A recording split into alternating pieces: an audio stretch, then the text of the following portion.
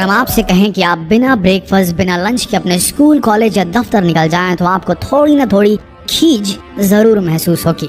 तो जरा सोचिए उन योद्धाओं का, उन सैनिकों का जिन्होंने इतिहास के सबसे बड़े युद्ध में अपनी आहुति दी। हम बात कर रहे हैं महाभारत के सैनिकों की। जरा सोच के देखिए कैसी डाइट होती होगी उन सैनिकों की जिनका सामना ब्रह्मास्त्र और दुनिया के नामचीन योद्धाओं से होता होगा। क्या उन्हें उस वक्त सही पोषण मिल पाता होगा? क्या उन्हें उस वक्त अच्छा भोजन मिल पाता होगा कि वो सैकड़ों शत्रु सैनिकों से सामना कर पाएं?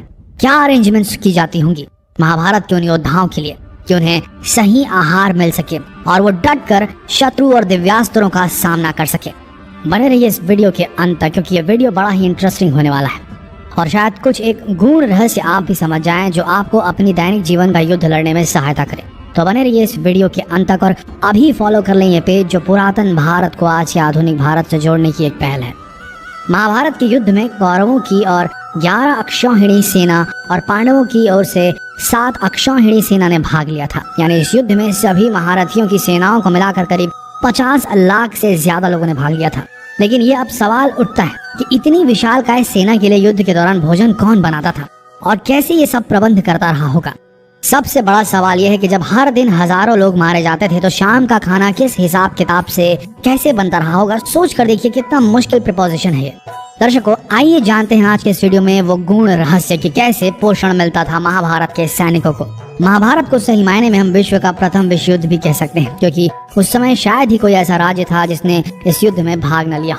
उस काल में आर्यव्रत के समस्त राजा या तो कौरव या पांडवों के पक्ष में खड़े दिख रहे थे। हम सभी जानते हैं कि बलराम और रुक्मणी ये 2 ही व्यक्ति थे जिन्होंने इस युद्ध में भाग नहीं लिया था। किंतु एक और राज्य ऐसा था जो युद्ध क्षेत्र में होते हुए भी युद्ध से अलग था और वो था दक्षिण का उडुपी। महाभारत में वर्णित कथा के अनुसार जब उडुपी के राजा अपनी सेना सहित कुरुक्षेत्र पहुंचे तो कौरवों और पांडवों दोनों ने उन्हें अपने पक्ष में लेने का प्रयत्न करा। लेकिन उडुपी के राजा बहुत दूरदर्शी थे।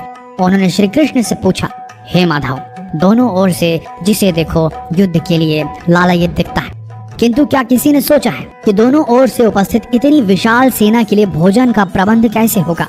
इस पर श्री कृष्ण ने कहा, महाराज आपने बिल्कुल सही सोचा है। आपके इस बात से मुझे प्रतीत होता है कि आपके पास इसकी कोई योजना है। अगर ऐसा है तो कृपया बताएं। उसके बाद उडुपी के राजा ने कहा, सत्य तो यह है कि भाइयों के बीच हो रहे इस युद्ध को मैं उचित नहीं मानता।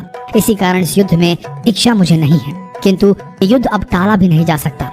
इस कारण मेरी ये इच्छा है कि मैं अपनी पूरी सेना के साथ यहाँ उपस्थित समस्त सेनाओं के भोजन का प्रबंध करूं। इस पर श्री कृष्ण मुस्कुराते हुए बोले, महाराज आपका विचार अति उत्तम है। इस युद्ध में लगभग 50 लाख योद्धा भाग लेंगे और अगर आप जैसे कुशल राजा उनके भोजन के प्रबंध को देखेंगे तो हम सब उस और निश्चिंत रहेंगे। श्री कृष्ण ने कहा, वैसे मुझे पता है कि सागर जितनी इस विशाल सेना का भोजन प्रबंध करना आपके और भीमसेन के अतिरिक्त किसी के लिए भी संभव नहीं है, किंतु भीमसेन इस युद्ध से विरक्त नहीं हो सकते।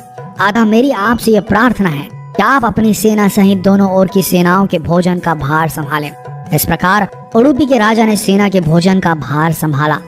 पहले दिन उन्होंने उपस्थित सभी के लिए भोजन का प्रबंध किया। उनकी कुशलता ऐसी थी कि दिन के अंत तक गिन के एक भी दाना बर्बाद नहीं होता था। जैसे जैसे दिन बीतते गए योद्धाओं की संख्या बहुत ही कम होती गई। दोनों ओर के योद्धा ये देख के आश्चर्यचकित हो जाते थे कि हर दिन के अंत तक उडुपी नरेश केवल उतने ही लोगों के लिए भोजन बनाते थे जितने वास्तव में उपस्थित रहते थे। किसी को समझ नहीं आ रहा था कि उन्हें कैसे पता चल जाता है कि आज कितने योद्धा मृत्यु गति को प्राप्त होंगे, ताकि उस आधार पर भोजन की व्यवस्था की जा सके। इतनी विशाल सेना के भोजन के प्रबंध करना अपने आप में ही एक आश्चर्य था और उस पर भी इस प्रकार के अन्न का एक भी दाना बर्बाद न हो, ये तो किसी चमत्कार से भी कम नहीं था। अतः 18वें दिन युद्ध समाप्त हुआ और पांडवों के राज्याभिषेक के दिन युधिष्ठिर से रहा नहीं गया और उन्होंने उडुपी नरेश से पूछ ही लिया, हे महाराज, समस्त देशों के राजा हमारी प्रशंसा कर रहे हैं कि किस प्रकार हमने कम सेना होते हुए भी उस सेना को परास्त कर दिया जिसका नेतृत्व पितामह भीष्म, गुरु द्रोण, ज्येष्ठ भ्राता जैसे महारथी कर रहे थे। किंतु मुझे लगता है कि हम सबसे अधिकांश प्रशंसा के पात्र आप हैं, जिन्होंने न केवल इतनी विशाल सेना के लिए भोजन का प्रबंध किया, अभी तो ऐसा प्रबंध किया कि एक दाना भी अन्न का व्यर्थ न हो पाया। मैं आपसे इस कुशलता का रहस्य जानना चाहता हूँ। इस पर उडुपी नरेश ने मुस्कुराते हुए कहा, सम्राट, आपने जो इस युद्ध में विजय पाई है उसका श्रेय किसे देंगे? इस पर युधिष्ठिर ने कहा, श्री कृष्ण के अतिरिक्त इसका श्रेय किसी और को जा नहीं सकता। अगर वे ना होते तो कौरव सेना को परास्त करना असंभव था। तब उडुपी नरेश ने कहा, हे महाराज, आप जिसे मेरा चमत्कार कह रहे हैं वो श्री कृष्ण का ही प्रताप है। ऐसा सुनकर वहां उपस्थित सभी लोग आश्चर्यचकित हो गए।